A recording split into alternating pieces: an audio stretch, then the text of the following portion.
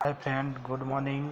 Myself Vipul Patel from Merchant Engineering College Electrical Department. આજે 7th same ICPSમાં આગળનો વધુ લેક્ચરમાં આપણે એક બીજો એક્ઝામ્પલ વાય બસ મેટ્રિક સિસ્ટમનો જોઈશું. ઓકે, તો એક્ઝામ્પલ જોઈએ આપણે વાય બસ મેટ્રિક સિસ્ટમ.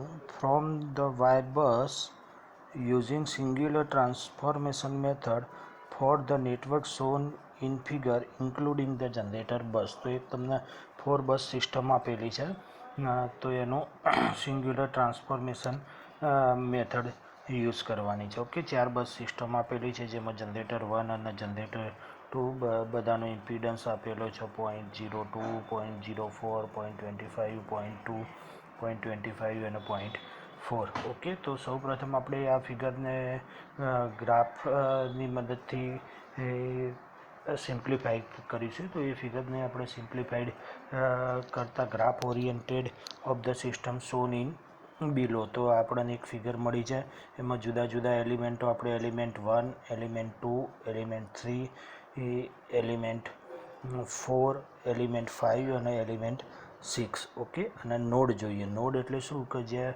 2 અથવા 2થી વધારે એલિમેન્ટ ભેગા થતા હોય. તો આ ફિગરમાં કઈ કઈ જગ્યાએ એવું છે નોડ? એક તો આ પોઈન્ટ રહ્યો નંબર 1 નોડ, આ પોઈન્ટ છે.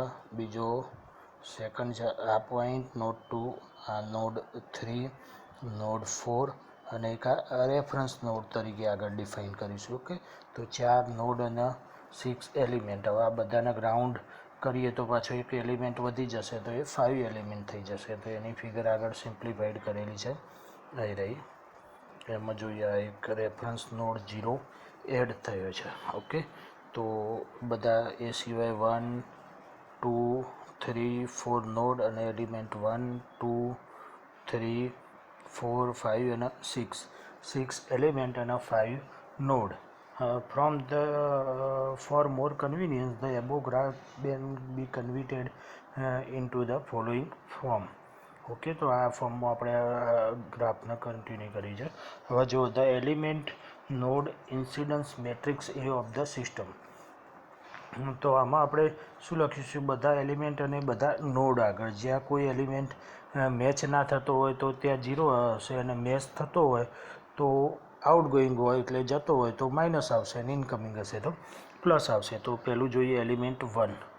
એલિમેન્ટ 1 બરાબર. એલિમેન્ટ 1માં જો નોડ 0માંથી ક્યાં જાય છે તો પ્લસ આવ્યો, અને 1 આગળ નોડ 1માં આમાંથી બહાર નીકળે છે 0માંથી એટલે પ્લસ, અને નોડ 1માં એન્ટર થાય છે એટલે માઇનસ. ઓકે, +1 -1.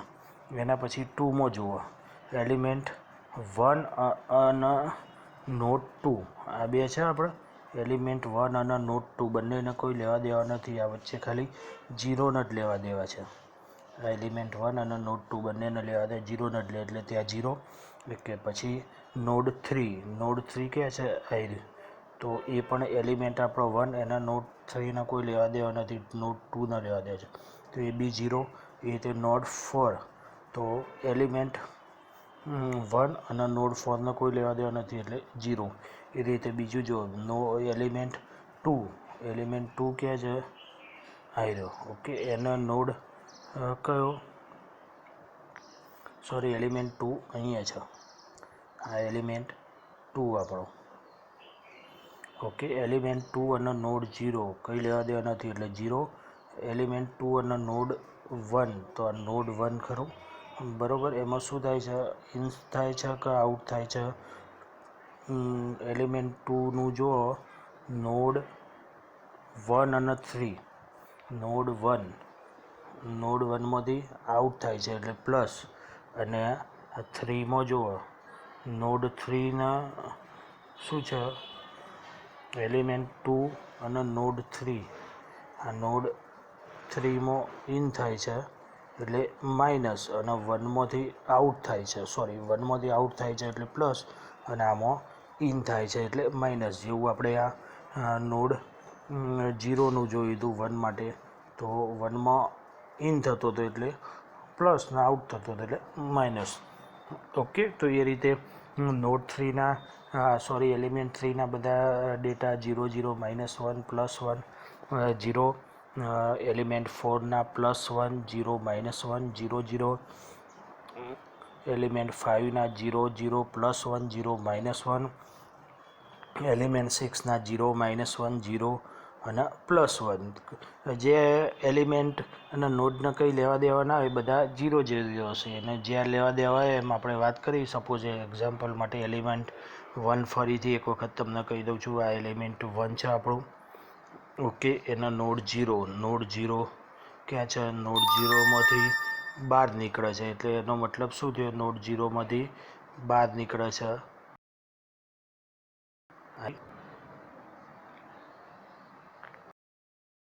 0માંથી બહાર નીકળે છે.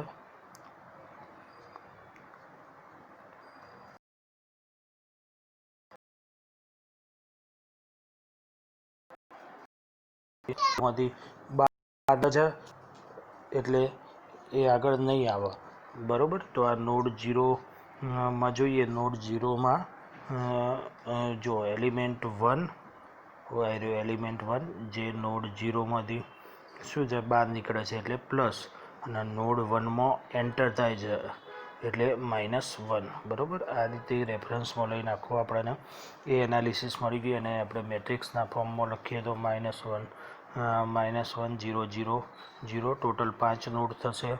એ રીતે આખો આ મેટ્રિક્સ થયો છે, બરાબર. આખો મેટ્રિક્સ થયો છે, બરાબર. એ રીતે બધા 6 એ 6 એલિમેન્ટ અને નોડ 5, એટલે 6/5નો એક મેટ્રિક્સ બન્યો. ઓકે.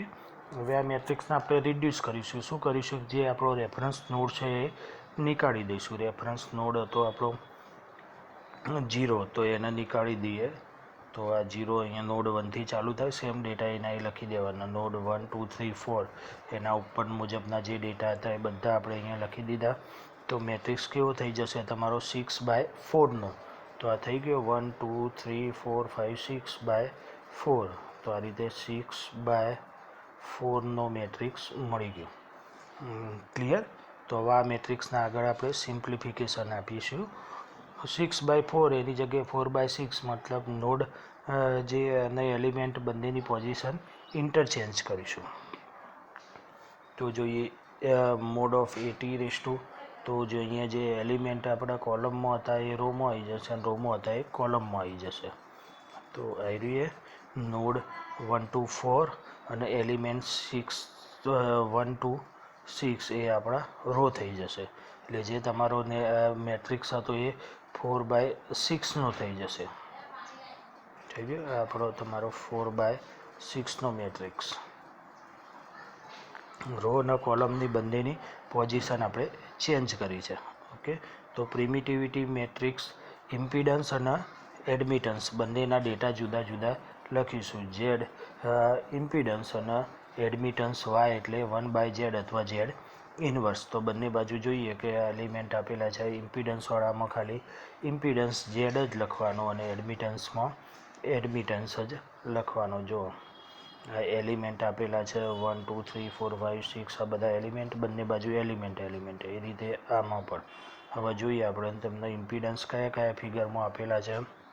પહેલો આપેલો છે 0.2, 0.4, 1 અને 2 વચ્ચે 0.4નો આપેલો છે. તો એ બધા ઇમ્પિડન્સ Z10, પછી Z13, 32, 40, 24 અને 41.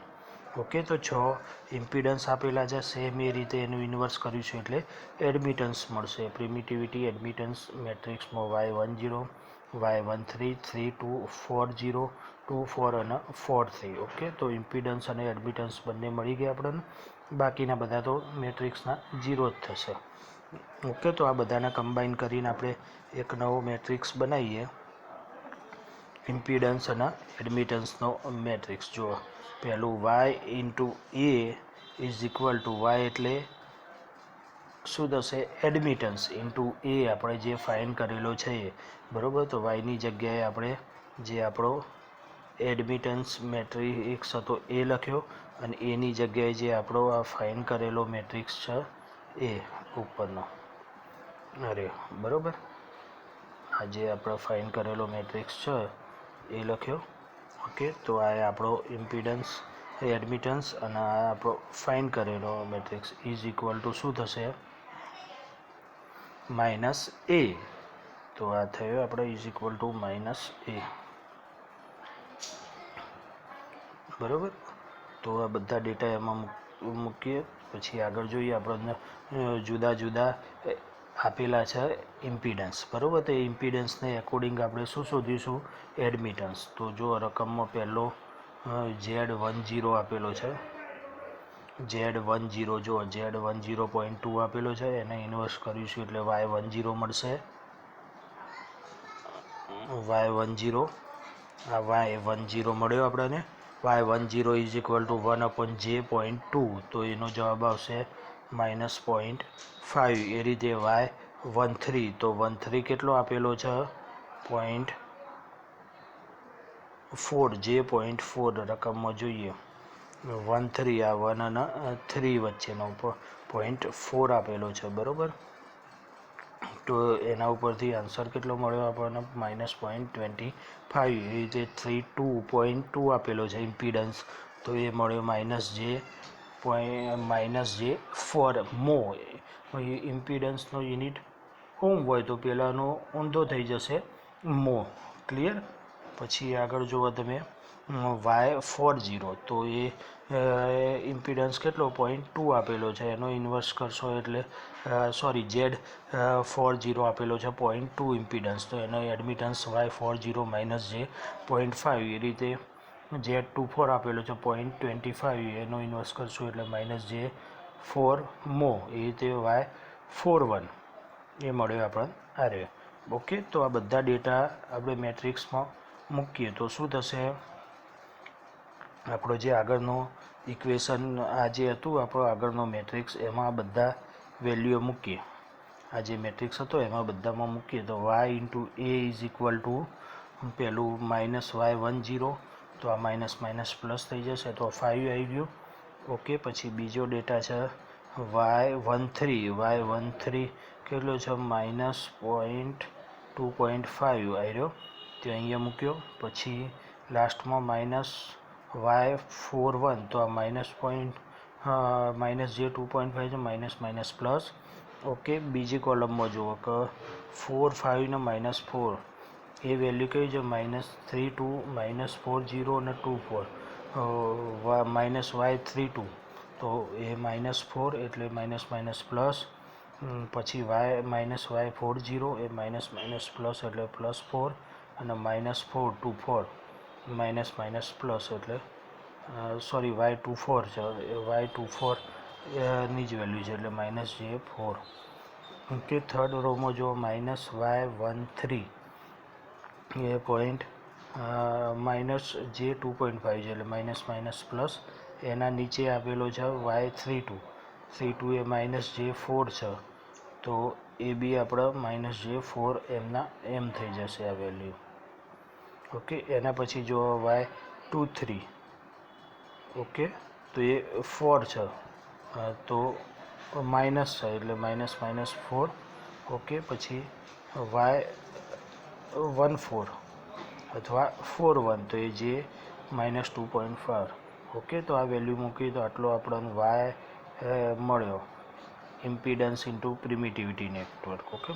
એ આગળ અમને સિમ્પ્લિફાઈ કરીએ વાય બસ ફોર્મેશનમાં, તો વાય બસ ફોર્મેશનનું ઇક્વેશન શું હતું? ATY × AT આપણો મેઇન જે મેટ્રિક્સ હતો એ ખરો નોડ એનાલિસિસવાળો 6/4નો કે ગયો આવ્યો. ઓકે. તો એ મળ્યું ઇન્ટુ મલ્ટીપ્લાઈડ બાય આપણો આરે જે શોધ્યો આરે મેટ્રિક્સ. ઓકે. તો આ બંને મેટ્રિક્સના સાદું રૂપ આપતા આટલો આન્સર મળે છે. ઓકે. મેટ્રિક્સનું તો સોલ્યુશન ખ્યાલ છે ને? ઓકે. તો આ રીતનો એક્ઝામ્પલ છે, થોડી પ્રેક્ટિસ કરશો એટલે આવડી જશે. Thank you. નેક્સ્ટ લેક્ચરમાં મળીએ આગળ.